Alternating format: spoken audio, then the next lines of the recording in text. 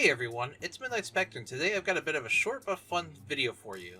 So I hope everyone remembers to like, comment, and subscribe, and stay tuned for the video. So I had to have been about younger than 21 because I found out when I turned 21 all the grocery stores and stuff like that I had been applying to wanted to hire me. But I had no idea why I had such a hard time finding a job before then. Anyway, I understand why not a grocery store or a gas station would hire someone because they'd have to be there to handle the liquor. But the movie theater should have been a shoo-in for me. I was working weird and odd jobs until I turned about 21, and even then I was still working weird jobs. I somehow completely skipped over food service and hospitality entirely, only to have a very short stint in retail, and it wasn't even really retail because I was running around making deliveries all day. Anyway, I've been churning out applications all day on Indeed and Monster, the job website if it's even still around anymore, and not the energy drink, but I assure you there was plenty of that mixed in too. Just trying to find a weekend job to get a little extra spending money in my pocket. There were plushies to buy and video games to be played, and I felt like a bit of a scumbag for being the last out of my friend group to find a quote-unquote permanent position somewhere. I had a summer job that recently ended, and of course I was maybe about 19 or 20 at the time, and I had blown all of that on fast food, plush, and video games. I applied to pretty much everything and anything.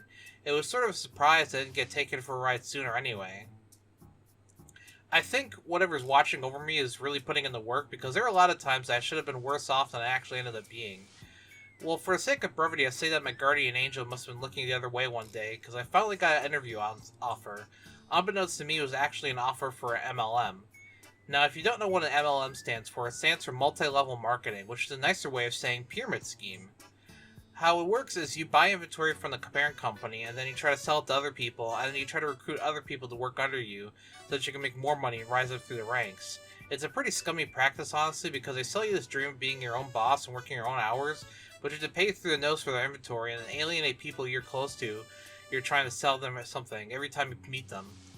I'm not sure if they've gotten rarer now or if I've gotten better at spotting them, but I rarely see anything about an MLM anymore. Even out in the wild when I've been approached by people who are desperate enough to try to approach random people to try and sell them a set of knives or pots or something.